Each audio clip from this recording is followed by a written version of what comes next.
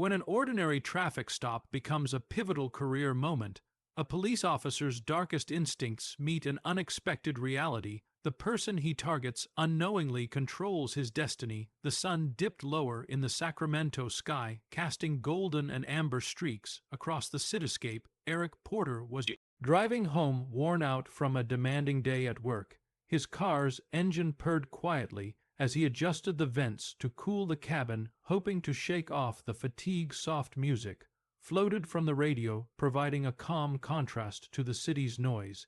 He neared a changing traffic light, easing to a halt. Just as it turned red, then flashing blue and red lights exploded behind him, joined by the piercing wail of a police siren. Eric checked his rear view mirror, a slight crease forming on his forehead. He steered to the curb and lowered his window as a patrol vehicle stopped just behind him. Officer Bradley Larson emerged in his mid-30s, sporting a tight buzz cut and a badge that caught the light. Larson adjusted his duty belt, walking toward Eric's car with the ease of someone in charge. License and registration, Larson requested.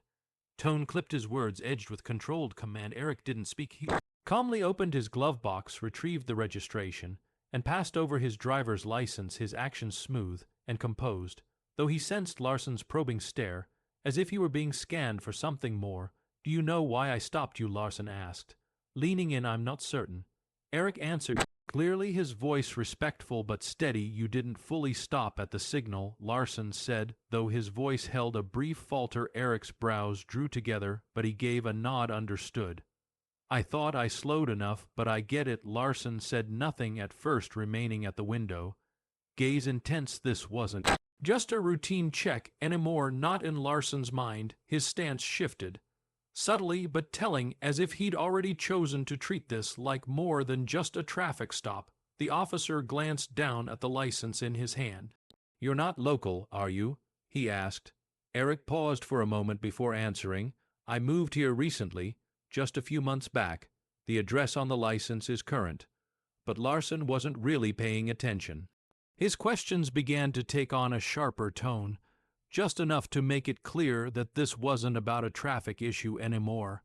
Eric's composed manner seemed to irritate him, and he leaned in slightly. "What had you in such a rush?" "Just heading home," Eric responded. His voice stayed even, but the change in the atmosphere was unmistakable. Larson no longer saw him as just another motorist. There was something else he imagined now, something that made him suspicious. Eric felt the pressure rising, but he remained composed. What Larson didn't realize was that Eric's calm wasn't ignorance. It was discipline, and this was only the start. Larson stepped back from the window, folding Eric's paperwork slowly and deliberately before sliding it into his chest pocket. He squared his shoulders, his face shifting into a look that bordered on smug, as though his opinion of the man in the car had already solidified. "Step out of the vehicle," he ordered. Eric's fingers tightened around the steering wheel for a brief moment, though his face remained unreadable. "Is there a particular reason for that, officer?" he asked, his tone even and controlled. Larson's mouth twitched slightly, but he quickly suppressed it. "I asked you to step out of the car. Don't make this more complicated than it needs to be." The warning was subtle but unmistakable. Eric drew a slow breath and unlatched the door. As he got out, Larson's eyes quickly scanned him, assessing. Eric stood slightly taller than the officer, his frame solid but his posture relaxed. His fitted suit conveyed a sense of polish and intention, his clean shoes revealing someone detail-oriented and precise. Still, none of that seemed to matter. Larson motioned toward the front of the car. "Hands where I can see them." Eric obeyed, moving with quiet precision. "Is there something you're specifically trying to find?" he asked. Larson gave a slight smirk. "Just standard procedure. We've had a few issues in this area. Can't be too cautious." Eric turned his head slightly. Eric met Larson's gaze directly. "Are these so-called incidents involving guys in suits driving sedans, or is there something else going on here?" The question hit hard, and for a brief second, Larson's confidence cracked. He stood straighter, his hand instinctively moving toward his belt, a gesture more habitual than necessary. "Watch your tone," he said sharply, his voice growing colder. "I'm just asking a question," Eric responded. There was no trace of rebellion in his voice, only a calm insistence that seemed to throw Larson off. The officer leaned in slightly, his eyes narrowing. "You sure know how this goes," he said. "Got something you're not telling me?" Eric paused before replying, letting the silence speak first. "No, officer," he said finally. "I just think it's important to be clear about the purpose of stops like this. Transparency matters." Larson gave a short, dismissive laugh but said nothing. He backed away and began pacing in a small loop near the hood. The mood was shifting, and he didn't fully understand how or why. Eric wasn't reacting the way people usually did. There was no sign of fear, no stumble in his words, no restless hands or anxious glances. Instead, there was steadiness, a measured presence that unsettled Larson. "You're awfully sure of yourself," he mumbled, almost like an afterthought, "like you've already seen how this ends." Eric didn't take the bait. He simply tilted his head. "This isn't about confidence, officer. It's about respect." Larson paused mid-step, thrown off. The smugness faded, replaced by a prickly edge defensiveness just under the surface. He opened his mouth, but no response came out. Eric's steady demeanor was getting under his skin, and Larson couldn't quite find his footing. The quiet between them thickened, charged with tension, and Larson started to realize this encounter wasn't unfolding the way he had imagined. But instead of retreating, he chose to dig in. Now came the real confrontation. He drummed his fingers lightly on the side of his holster, his irritation barely hidden. He wasn't used to being met with resistance, especially not from someone who looked like Eric. His eyes darted back to the vehicle, as though seeking an excuse he hadn't yet come up with. "Turn around and place your hands on the hood," Larson said, voice tight. "I need to check you for weapons." Eric arched a brow. "Weapons?" he echoed, his voice tinged with disbelief, though still composed. "Do I strike you as someone carrying a weapon?" Larson's jaw clenched, and for a split second, his cool exterior slipped. "I won't ask again," he said sharply. Eric paused, something unreadable flickering in his eyes. Then, wordlessly, he turned around and placed both hands flat on the hood. Larson stepped in, the crunch of his boots against the pavement punctuating the tense silence. His pat-down was brisk and forceful, his hands hovering longer than necessary in places. This wasn't just a routine check, it was an assertion of power, a silent attempt to provoke. But Eric remained still. He didn't recoil, didn't tense, didn't shift even slightly under the invasive search. "You're clean," Larson muttered at last, stepping back. The words sounded more like a complaint than a conclusion, as if he were annoyed that nothing had validated his suspicion. Eric turned back around, his face composed, though his gaze remained razor-sharp. "Of course I am," he said plainly. "Now, officer, if that concludes your inspection, I'm not finished." Larson cut in, his tone climbing as the words tumbled out, too quick, revealing his growing desperation to maintain control. "You seem real familiar with what I'm allowed to do. Mind explaining why that is?" Eric crossed his arms, posture loose despite the charged energy between them. "I've had my share of experiences with the police," he replied. "Let's just say I've picked up a few things over time." Larson's eyes narrowed. "Oh yeah, so what are you? A lawyer or something?" Eric's lips curved into a faint smile. "Or something." The vagueness in his response clearly grated on Larson, who stepped forward, edging into Eric's space. His voice dropped low, nearly a growl. "You think you're slick, don't you? Think you can talk circles around me?" Eric's gaze stayed locked on his, steady and unbothered. "I don't presume anything, officer. I believe in fairness, and so far that's been in short supply here." The statement hung between them like a drawn line, Larson reacted. Fairness? He scoffed. You think this is about fairness? Guys like you always. He stopped mid-sentence, the rest trailing off like smoke from an unlit fuse. Eric didn't flinch. His expression remained unchanged. But something in his stance shifted a minor adjustment, yet it spoke volumes. He had clearly picked up on what Larson had left unsaid. People like me? Eric repeated, his voice low, but thick with implication. Larson stiffened and took a step back, as if realizing he just crossed a boundary he couldn't step back over. You know what I meant, he muttered, but the confidence from earlier had drained from his tone. I think I do, Eric replied, quiet but unwavering. His composure wasn't passive anymore. It had become precise, like a scalpel slicing through pretense. And I believe we both know this stopped being about a traffic stop quite some time ago. Larson started to respond, but no words came. Uncertainty flickered across his face, his sure footing slipping beneath him. For the first time in the encounter, he didn't look in control. The balance was shifting, and he was suddenly off balance. But the most pivotal moment was yet to come, and it would be unforgettable. Eric finally broke the silence, his tone level and commanding. Officer, I think it's time you knew who I am. Larson's brow furrowed, irritation returning. I don't care who you are. He snapped, though the tremble in his voice said otherwise.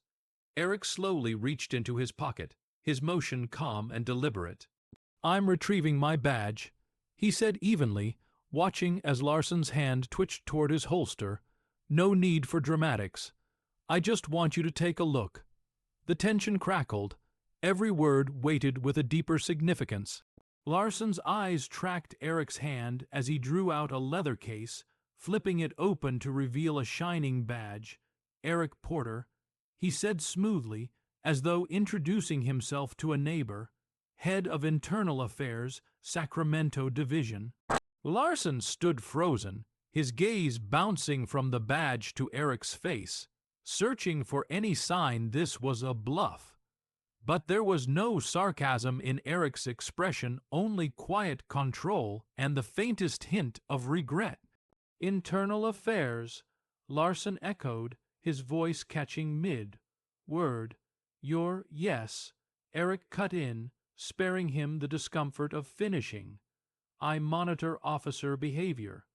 It's my responsibility to make sure everyone who wears this badge honors the principles and ethics it stands for.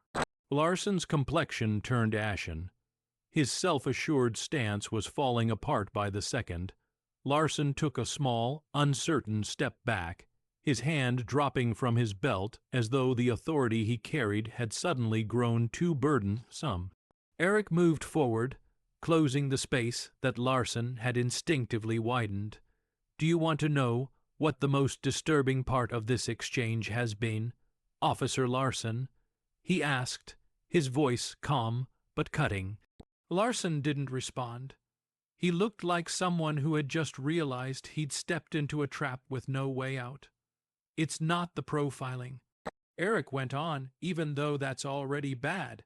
And it's not the way you escalated things for no reason. What's most alarming is that you did all of this without the faintest clue who you were dealing with. Eric's tone remained even, but it struck like a hammer. You assumed I was ignorant of my rights, that I wouldn't know the very laws you're duty, bound to enforce, and why. Larson made a weak attempt to speak, but nothing came out. Eric locked eyes with him, his stare unwavering. Because I didn't match your idea of someone worthy of dignity, he said, finishing the thought for him.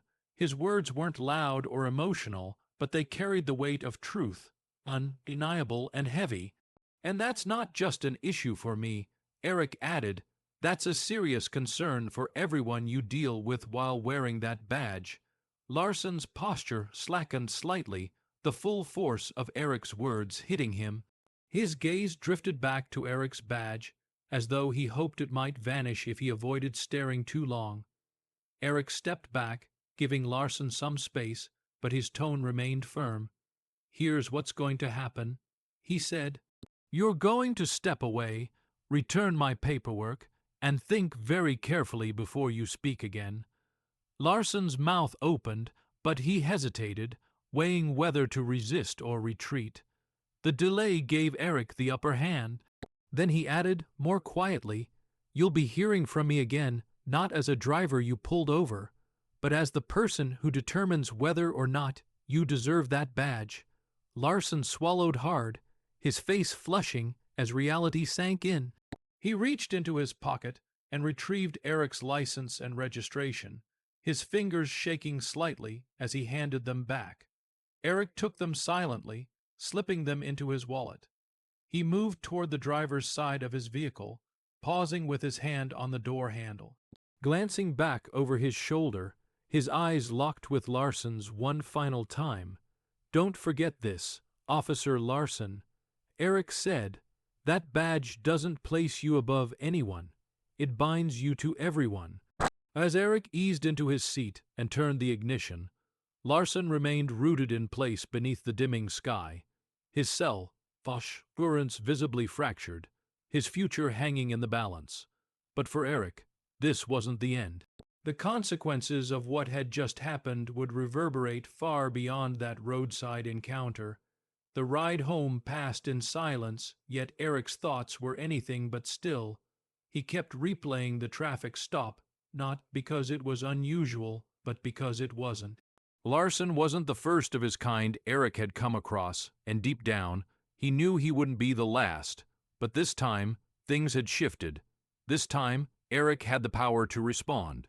The following morning, Eric was seated behind his desk, early sunlight filtering in through the slats of the blinds in his office at Sacramento's Internal Affairs Division. An open folder lay in front of him. Officer Bradley Larson. His service record showed blemishes, small complaints about his behavior, a pattern of questionable stops, and unclear incidents that had gone unresolved. Eric leaned back, fingers pressed together, considering the broader consequences. Larson wasn't some isolated case.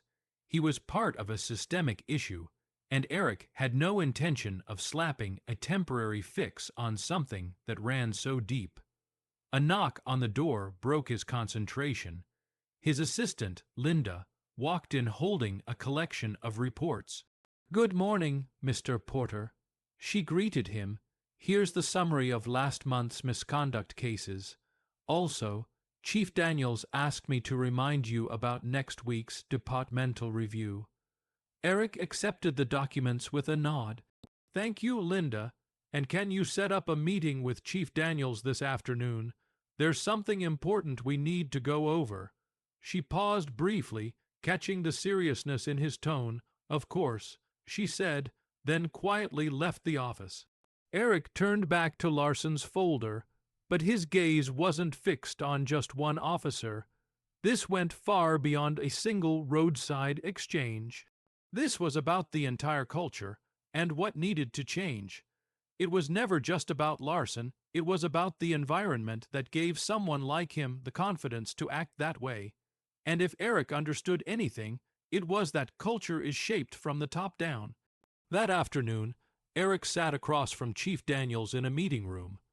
Daniels, a seasoned officer with grace, streaked hair and a hard-edged demeanor, leaned back in his seat, listening carefully as Eric described the events of the traffic stop.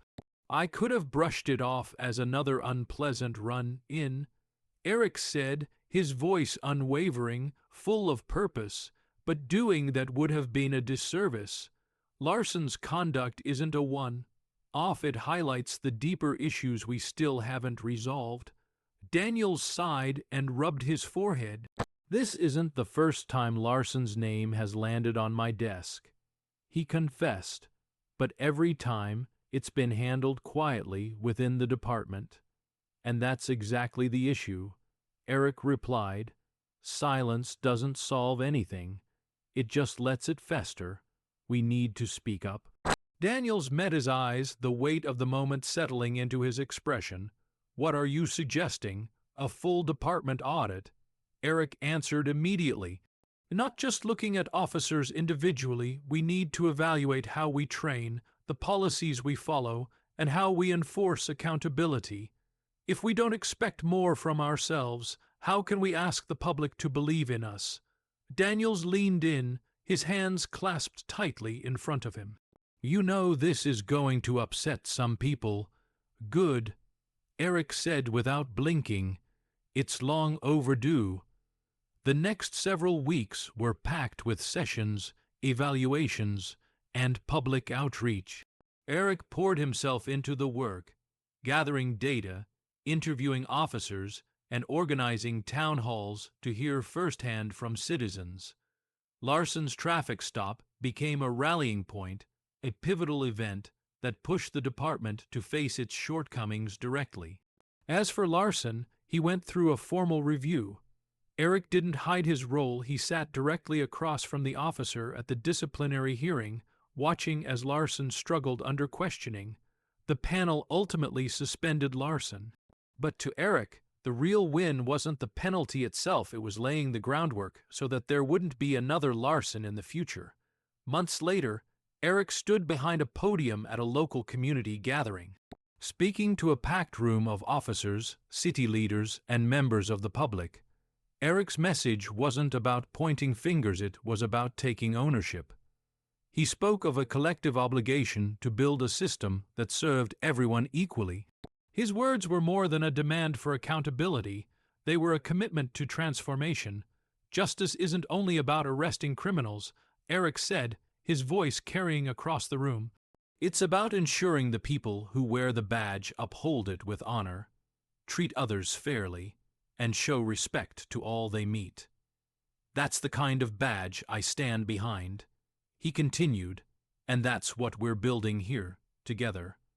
The crowd erupted in applause, but Eric didn't dwell on it. For him, this wasn't a conclusion. It was the start of something better.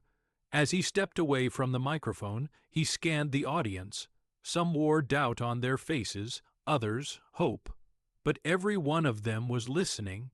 Eric understood real change would take time, but it would come, and for now, that was enough. If this story struck a chord with you, consider sharing it with someone who needs to hear it. Let's spark the conversations that lead to real progress. Be sure to subscribe to our channel for more powerful stories like this. Stories that challenge, uplift, and show us what's possible when we take a stand for justice.